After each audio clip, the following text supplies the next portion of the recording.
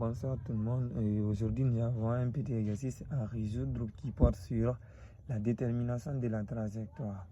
Alors ainsi, on donne les deux équations. Du soit les équations et x est égal à quoi? X est égal à dt au cube plus 4t carré plus t plus 1. Y aussi égal à t au cube plus dt carré plus 1 demi dt plus 7. Détermine l'équation de la trajectoire. Alors au niveau de la solution, on reprend les deux équations données par l'exercice. Alors, la première des choses, on doit faire des remarques.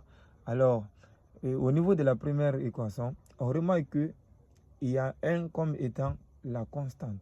Alors, au niveau de la seconde équation aussi, nous avons 7 comme étant la constante. Alors, on essaye maintenant d'envoyer les constantes au niveau du premier membre des deux équations. Alors, et lorsque nous déplaçons ici plus 1, et plus 1 vient à côté de x qui est là, ça change son signe, ça devient moins 1. Et lorsque nous prenons aussi plus 7 qui est là, au niveau de la deuxième équation, on déplace, on envoie à côté de y, ça change son signe. Donc vous aurez y moins 7. Ainsi, vous avez x moins 1 est égal à dt au cube plus 4t carré plus et t. Et au niveau de la deuxième équation, vous aurez y moins 7 est égal à t au cube plus dt carré plus 1 demi dt.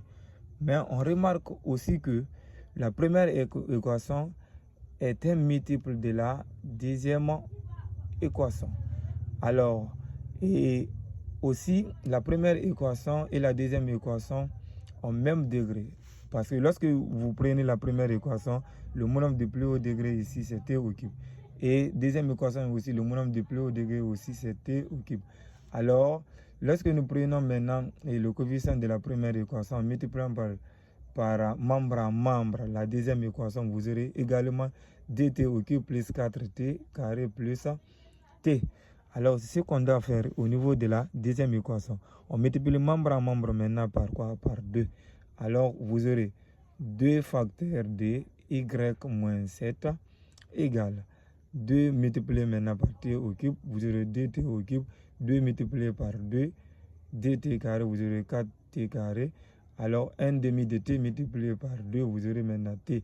Ainsi, on remarque que vous avez dt au cube plus 4t carré plus t. Au niveau de la deuxième équation aussi, la même chose. Alors, posant 1 est égal à 2.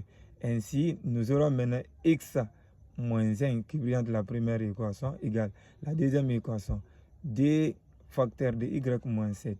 Alors, en développant maintenant la seconde partie, vous aurez combien? X moins 1